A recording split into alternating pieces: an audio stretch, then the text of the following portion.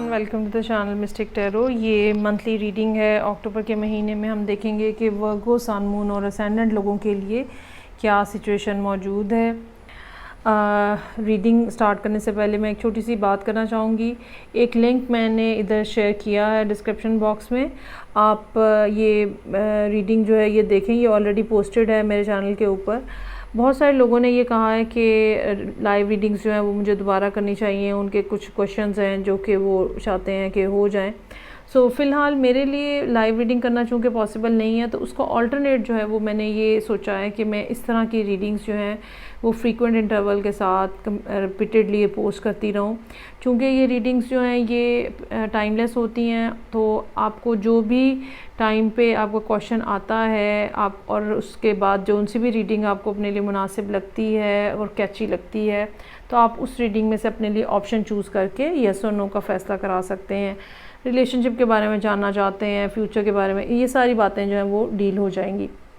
सो इस बारे में आप अपनी ओपिनियन मुझे दीजिएगा। जहाँ तक रीडिंग है, एज़ यूजुअल करियर और रिलेशनशिप ओरिएंटेड है। I have 2 cards for the relationship, these are the advice cards and 2 cards for the career related situations. अच्छा जी, यहाँ पे सबसे पहले हम स्टार्ट करते हैं रिलेशनशिप से। पहली बात जो कि बहुत ज़्यादा यहाँ क्लियर नज़र आ रही है और वो ये है कि जिस भी पर्सन के साथ आप इन्वॉल्व हैं इस टाइम के ऊपर, रोमांटिकली इन्वॉल्व हैं, ये पर्सन जो है ये यकीनन आपका सोलमेट हो सकता है। यहाँ पे 2 कार्ड्स ऐसे हैं जो कि मुझे इस बात की तरफ पॉइंट आउट कर रहे हैं कि ये पर्सन जो है ये आपका डेस्टिन्ड पर्सन हो सकता है। बिल्कुल इस बात का इम्कान है कि अल्टीमेटली आप इनके साथ अपना रिलेशनशिप बनाएं, आप यहाँ पे आके इनके साथ अपने ताल्लुक़ बनाएं। बेशक अभी जो सूरत हाल है वो ऐसी नज़र नहीं आ रही, ठीक है, अभी ऐसी कोई सिचुएशन नज़र नहीं आ रही जिससे आपको मेरी इस बात के बारे में यकीन आए। और बहुत हद तक इम्कान इस बात का है कि एक कोल्डनेस सी है जो आप 2 लोगों के दरमियान में मौजूद है, जिसमें खुशी का कोई तज़किरा नहीं है। और बिल्कुल ऐसा हो सकता है कि लड़ाई हो गई हो, बिल्कुल ऐसा हो सकता है कि लड़ाई होने वाली हो, या इस दर्जे में खामोशी छा गई हो, इतनी ज़्यादा मिनिमम कम्युनिकेशन हो गई हो कि जैसे बात ही ख़त्म है। सो करंटली जो सिचुएशन है वो यही है, लेकिन साथ ही साथ आपको कार्ड्स जो हैं वो ये बता रहे हैं कि बहुत सारी ऐसी बातें चल रही हैं जो कि बिहाइंड द सीन है, जो कि आपको नहीं पता है, जिनके लिए यूनिवर्सल रिसोर्सेज और यूनिवर्सल जो पावर्स हैं वो अपनी जगह पे प्ले कर रही हैं। और उनमें से एक बात जो है वो ये है कि this person is a source of happiness for you and this person is destined for you. ये बहरहाल अल्टीमेटली आपकी ज़िंदगी में आएंगे ही आएंगे, ठीक है। अच्छा, इस महीने ख़ास तौर पे अगर आप वर्गो असेंडेंट हैं तो ख़ास तौर पे इस महीने मरकरी की कंबस्शन जो है वो आपके लिए कम्युनिकेशन की मसाइल मज़ीद बढ़ा सकती है। सो बेहतर ये होगा, आपके लिए एडवाइस ही ये है कि अननेसेसरी बातचीत मत करें, ठीक है। अननेसेसरी कम्युनिकेशन मत करें, ज़रूरी बात करें, जिस दर्जे में होनी चाहिए उसी दर्जे में बात करें और अपना फुल फोकस जो है वो मैनिफेस्टेशन के ऊपर रखें। मैनिफेस्टेशन के एक बड़ा सादा सा क्या है, आप मुसलसल एक चीज़ के लिए दुआ मांगते हो, आपका फोकस बना रहता है मुसलसल उस चीज़ पे, आप बार बार कहते हो यूनिवर्स को कि मुझे ये ऐसा चाहिए। ये उसकी जो डिटेल्स होती हैं जो कि वैसे ही वर्गों के लिए बड़े डिटेल ओरिएंटेड होते हैं, उनके लिए कोई प्रॉब्लम नहीं है। तो जो डिटेल्स होती हैं वो सोचना, समझना, डिसाइड करना कि कैसा पर्सन होना चाहिए, कैसी शादी होनी चाहिए, कैसी ज़िंदगी होनी चाहिए, कैसे बच्चे, कैसा घर, ये सारी तफसीलात जो हैं ये मैनिफेस्टेशन का पार्ट है।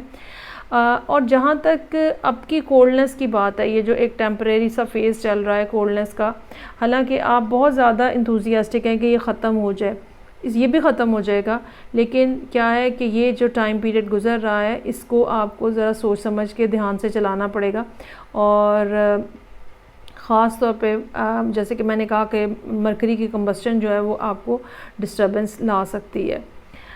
ये भी मुमकिन नज़र आ रहा है कि ये पर्सन जिसके साथ आपकी बातचीत नहीं हो रही, खामोशी है, इसी की तरफ से दोबारा अब कम्युनिकेशन का आगाज़ होगा। सो बेहतर ये है कि आप ख़ुद से कोई बात ना करें, वेट करें, उनको आने दें।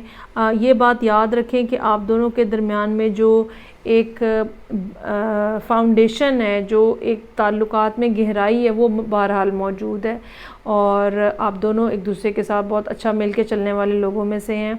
अभी एट द मोमेंट जो आपको परेशानी है, जो आपको डर है ब्रेकअप का, ठीक है, बेहतर ये है कि आप खामोशी इख्तियार करें, let the other person come towards you, और फिर उसके बाद सूरत हाल में जो तब्दीली आएगी अब वो देखिएगा।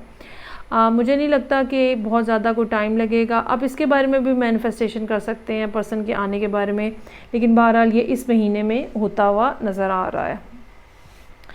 अच्छा जी, अब हम आ जाते हैं उस मामले में जो कि है रिलेटेड टू करियर। करियर की जो सूरत हाल है वो ये है कि आपकी अपनी पर्सनैलिटी यहाँ पे बहुत ज़्यादा स्ट्रॉन्ग नज़र आ रही है और एक बॉस टाइप की फीलिंग जो है वो बहरहाल मौजूद है। चीज़ों के अंदर क्लैरिटी का फैक्टर जो है वो आपका एज है। आपको पिन पॉइंट आप कर सकते हैं कि कहाँ मसला है, कहाँ ख़राबी है, क्या। लेकिन बेशक आपने ये जो काम आप कर रहे हैं, बेशक आपने इसके ऊपर काफ़ी सारा टाइम लगाया है, 2-3 साल हो सकता है कि आपके लगे हों, या आपने 2-3 कोर्सेज़ किए हों और उसके बाद अब यहाँ पे मौजूद हैं आप इस जगह पे। लेकिन बहरहाल एक बात जो कि यहाँ पे क्लियरली नज़र आ रही है, अगर आप जॉब की तलाश में हैं तो चांसेस आर देयर कि इस महीने आपको इस बारे में कुछ खबर अच्छी मिले। अगर काम के हवाले से, बिज़नेस के हवाले से आप इंडिपेंडेंटली कुछ काम करना चाह रहे हैं, उसके लिए भी इस महीने के एंड तक जाते जाते कुछ ना कुछ मामलात जो हैं वो बेहतर होते हुए नज़र आ रहे हैं। लेकिन आपके लिए जो एडवाइस है वो यही है कि बेजा शोर मचाने की ज़रूरत नहीं है, या बेजा परेशान होने की ज़रूरत नहीं है, या यहाँ वहाँ लोगों से पूछते फिरते रहने की, बातें करते रहने की, अपनी चीज़ों को डिस्कस करते रहने की आपको ज़रूरत नहीं है। और बेहतर ये होगा कि अपने प्लान्स जो हैं वो अपने तक रखें। इस सारी सिचुएशन के अंदर 2 महीने का टाइम जो है वो काफ़ी ज़्यादा इम्पॉर्टेंट नज़र आ रहा है और इस बात का बिल्कुल इम्कान है कि अगले 2 महीने में सूरत हाल जो है वो ऑल टुगेदर चेंज हो जाए। ठीक है, so end of the month तक, एंड ऑफ द ईयर तक जाते जाते ये सिचुएशन टोटली एंड होती हुई नज़र आ रही है।